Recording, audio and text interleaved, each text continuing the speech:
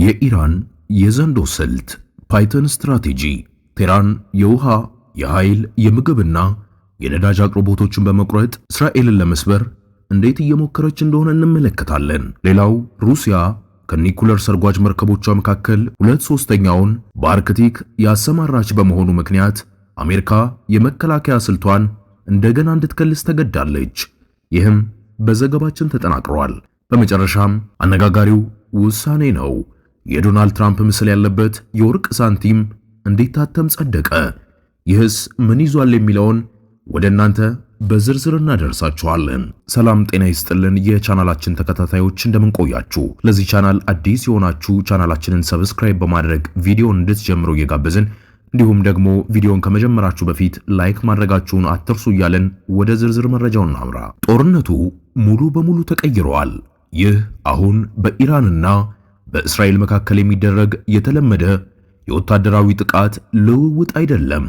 ቀደም ሲል ሚሳኤሎች ወታደራዊ ካምፖች የመምታት የአጸፋ እርምጃ የመውሰድና ሚሳኤላዊ የጥንካሬ ማሳያዎችን የማሳየት ጉዳይ ነበር። ውድና አስደናቂ ቢሆንም አሁንም በተለመደው የጦር ሜዳ ምክንዮ ውስጥ የተገደበ ነበር። ያ ምዕራፍ አብቅቷል። አሁን እየሆነ ያለው ነገር እጅግ የቀጥታና በእስራኤል ውስጥ ያለውን የዕለት ተዕለት ኑሮ ያነጣጠረ ነው።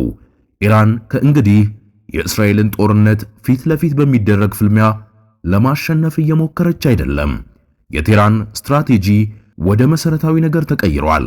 የእስራኤል ማህበረሰብ እንዲንቀሳቀስ የሚያስችሉ ስርዓቶችን ማዘግየት ወይም ማቆም፣ ትኩረቱ በወታደሮች ወይም በከርሰ ምድር ምሽጎች ላይ አይደለም። ትኩረቱ ሲቪሎች በሚተማመኑባቸው ውሃ፣ ኤሌክትሪክ፣ ምግብና ነዳጅ ላይ ሆኗል። ሌላው የሚሳኤል ችግር ነው። ለመከላከል በጣም ፈጣን መሆን። ኢራን አሁንም ከድምፅ ፍጥነት 16 እጥፍ ያህል የሚጓዝ እጅግ በጣም ፈጣን ሚሳኤሎችን እያሰማራች ትገኛለች። በቀላል አነጋገር እነዚህ መሳሪያዎች በጣም ፈጣን ከመሆናቸው የተነሳ የእስራኤል የራዳር ስርዓቶች እስኪያገኟቸው ድረስ ምላሽ ለመስጠት ምንም ጊዜ አይኖራቸውም። የእስራኤል የአየር መከላከያ ዘዴዎች አሁንም እነሱን ለማክሸፍ እየሞከሩ ይገኛል። ነገር ግን እውነታው አስቸጋሪ እየሆነ መጥቷል። እነዚህ ሚሳኤሎች ርካሽ፣ ፈጣንና ለመከላከል ከባድም ጭምር ናቸው። እስራኤል ለአንድ መቃወሚያ ሚሳኤል ኢንተርሴፕተር በሚሊዮኖች የሚቆጠሩ ገንዘብ ስታወጣ፣ ኢራን ግን በዝቅተኛ ወጪ ሚሳኤሎችን በመተኮስ ኢላማዋን መምታት ትችላለች። በጊዜ ሂደት ያለመመጣጠን በእስራኤል የመከላከያ አቅም ላይ ጫናም ይፈጥራል። ሶስተኛው እውነተኛ ኢላማዎች ናቸው። እስራኤላውያን የሚተማመኑባቸው ስርዓቶች። የኢራን ስትራቴጂ ከእንግዲህ የእስራኤል ወታደራዊ ክፍሎች በማሳደር ላይ ያተኮረ አይደለም። ይልቁንም በእስራኤል ውስጥ የሲቪል ሕይወትን የሚደግፉ ስርዓቶች ላይ ያተኩራል እንጂ። ውሃ ትልቁ ተጋላጭነት ነው። ከፍተኛው የእስራኤል የመጠጥ ውሃ የሚገኘው በሜዲትራኒያን ባህር ዳርቻ ካሉ የጨው ውሃ ወደ ንጹህ ውሃ በሚቀይሩ ፋብሪካዎች ነው። አንዱና ዋናው ተቋም ከተመታ በሚሊዮኖች የሚቆጠሩ እስራኤላውያን በጥቂት ቀናት ውስጥ ንጹህ ውሃ ሊያጡ ይችላሉ። ሌላው ቁልፍ ኢላማ ኤሌክትሪክ ነው። የኃይል ማመንጫ ጣቢያዎች ለሆስፒታሎች፣ ለግንኙነት፣ ለትራንስፖርትና ለመከላከያ ስርዓቶች ጭምር ኃይልን ያቀርባሉ። አንድ ዋና የኃይል ጣቢያ ከተቋረጠ በሀገር አቀፍ ደረጃ መቆራረጥንና የሥርዓቱ ውድቀትን ሊያስከትል ይችላል። ከዚህ በተጨማሪ የምግብ አቅርቦት ነው። እስራኤል አብዛኛውን ምግቧ እንደ ሃይፋና አሽዶድ ባሉ ዋና ዋና ወደቦች በኩል ታስገባለች። እነዚህ ወደቦች ከተጎዱ መርከቦች መጫንና ማውረድ አይችሉም። የአቅርቦት ሰንሰለቶች ይቆራረጣሉ። እንዲሁም በመደብሮች ውስጥ እጥረት መታየትም ይጀምራል። በመጨረሻም ዋነኛው ጉዳይ ነዳጅ ነው። ሁሉንም ነገር አንድ ላይ ያቆራኛል። እንደ ሃይፋ ማጣሪያ ካሉ ተቋማት የሚገኝ የተጣራ ነዳጅ ከሌለ ትራንስፖርት ይቆማል፣ ሎጂስቲክ ይስተጓጎላል። እንዲሁም ወታደራዊ ስርዓቶች እንኳን ለማስቀጠልም አስቸጋሪ ይሆናሉ። ሌላው የኢራን ታክቲክ የስነ ልቦና ጦርነት ነው። ከአካላዊ ጉዳት ባሻገር የኢራን ስትራቴጂ በእስራኤላውያን ሲቪሎች ላይ የስነ ልቦና ጫናንም ይፈጥራል። ሰዎች መሰረታዊ ፍላጎታቸው ውሃ፣ ኤሌክትሪክና ምግብ ከእንግዲህ ዋስትና እንደሌላቸው መገንዘብ ይጀምራሉ። ይህ ፍርሃት ከሩቅ ወታደራዊ ስጋቶች ወደ ዕለት ተዕለት ህልውናም ይለዋወጣል። ሰዎች መንግስት እነዚህን አስፈላጊ ነገሮች ማቅረብ ስለመቻሉ መጠራጠር ሲጀምሩ እምነቱ መሸርሸር ይጀምራል፣ ጭንቀትም ይጨምራል፣ አለመረጋጋት ይስፋፋሉ። እናም በጊዜ ሂደት ግለሰቦቹ ሀገርን ጥሎ ስለመውጣት ማሰብ ሊጀምሩ ይችላሉ። ከዚህ በተጨማሪም የገንዘብ ቀመር ነው። እየጨመረ የመጣው አለመመጣጠንና የዚህ ግጭት የፋይናንሳዊ ገጽታን ወደ ሌላ የጫና ደረጃ ይጨምራል። እስራኤል የሚመጡ ሚሳኤሎችን ለማቆም እጅግ ውድ የሆኑ መቃወሚያዎችን እየተጠቀመች ሲሆን፣ ኢራን ግን በዝቅተኛ ወጪ መሳሪያዎችን እየተኮሰች ትገኛለች። በጊዜ ሂደት የመቃወሚያ ሚሳኤሎች ክምችት እየቀነሰ ይመጣል። ብዙ ሚሳኤሎች አልፈው መግባትም ይጀምራሉ። እያንዳንዱ የተሳካ ጥቃት መሰረተ ልማትን ይጎዳዋል።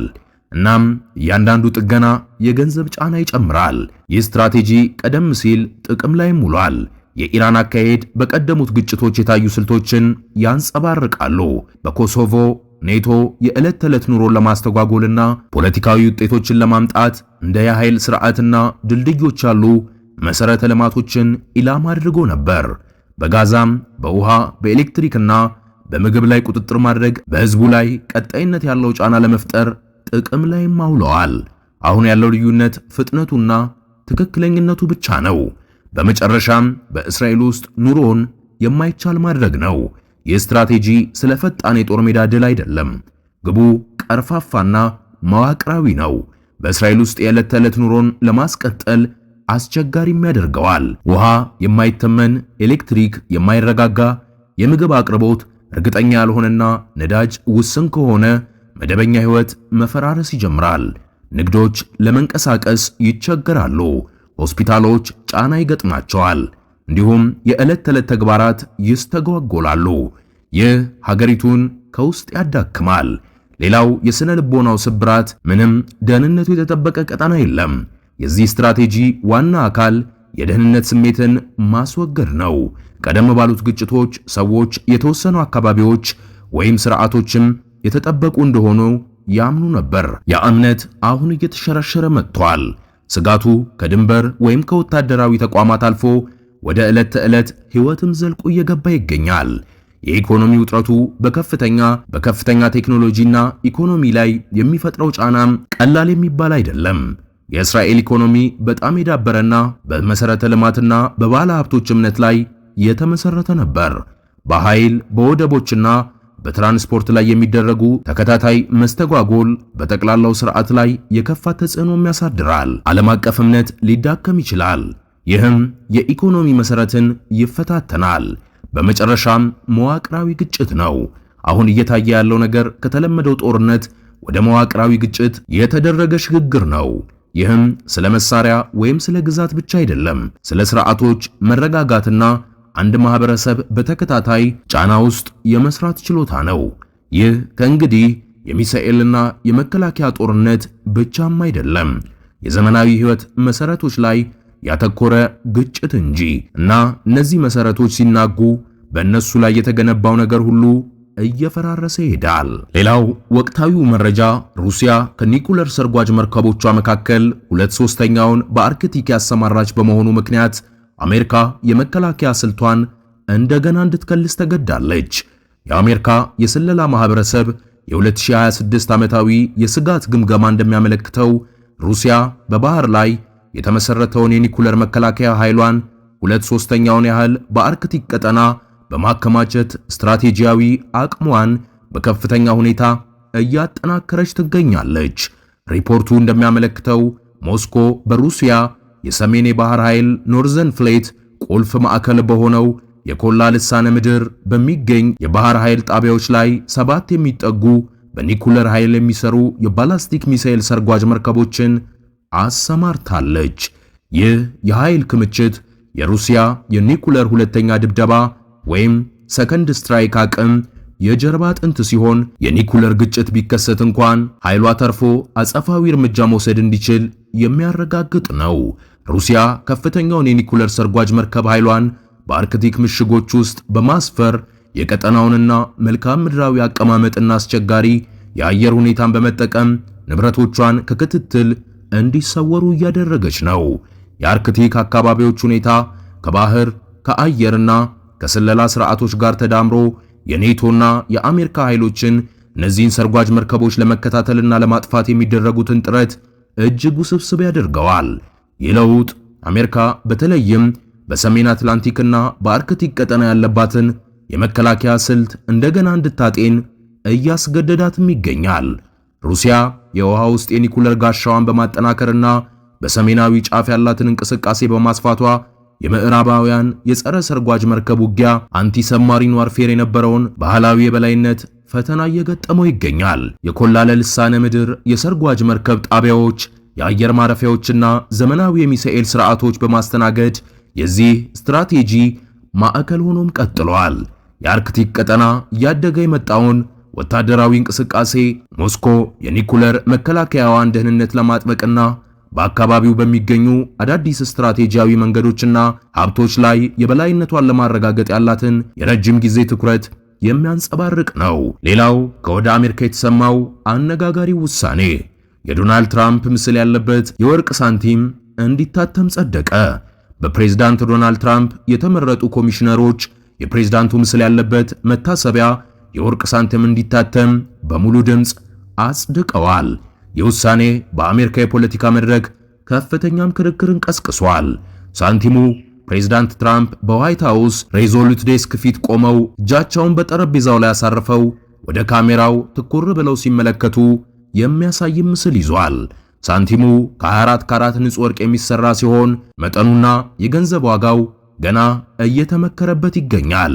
ይህ ሳንቲም የሚታተመው አሜሪካ የተመሰረተችበትን 250ኛ ዓመት በሐምሌ 4 ቀን 2026 ለማክበር ከሚታተሙ የመታሰቢያ ሳንቲሞች አንዱ ሆኖ ተገኝቷል። እንደ አውሮፓውያን አቆጣጠር በ1926 ወዲህ ከፕሬዝዳንት ካልቪን ክሉጅ በኋላ በስልጣን ላይ ያለ ፕሬዝዳንት ምስል በሳንቲም ላይ ታተሞም አያውቅም።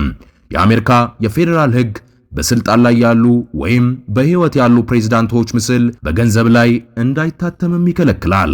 ሆኖም የሀገሪቱ የገንዘብ ሚኒስቴር ትሬዠሪ ልዩ የመታሰቢያ ሳንቲሞችን የማዘዝ ስልጣን አለኝ በሚል ውሳኔም ማዕቀቡን ተከላክሏል። በርካታ የዲሞክራቲክ ፓርቲ ሴናተሮች ውሳኔውን በጽኑም ኮንነው ተገኝተዋል። ሴናተር ጄፍ ማርክሌይ ይህ የትራምፕ ድርጊት እንደ ሰሜን ኮሪያው ኪም ጆንጉን አይነት አምባገነኖች የሚያደርጉት እንጂ ለአሜሪካ የሚመጥን አይደለም ሲሉም ተችተዋል። ሴናተር ካርቲን ካርቴዝ ማስቶ ንጉሳውያን ናቸው፣ ምስላቸውም በሳንቲም ላይ የሚያደርጉት አሜሪካ ደግሞ ንጉስ የላትም ወደፊትም አይኖራትም በማለት በሕይወት ያሉ ፕሬዝዳንት ምስል በሳንቲም ላይ እንዳይታተም የሚከላከል አዲስ ሕግ እንዲጸድቅም ጠይቀዋል።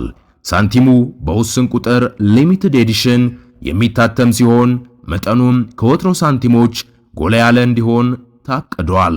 በሳንቲሙ ላይ ሊበርቲ ወይም ነጻነት በ1776 እና በ2026 የሚሉ ጽሑፎች እንዲሁም ኢንጋድ ዊ ትረስት የሚል መፈክርም ይዘዋል።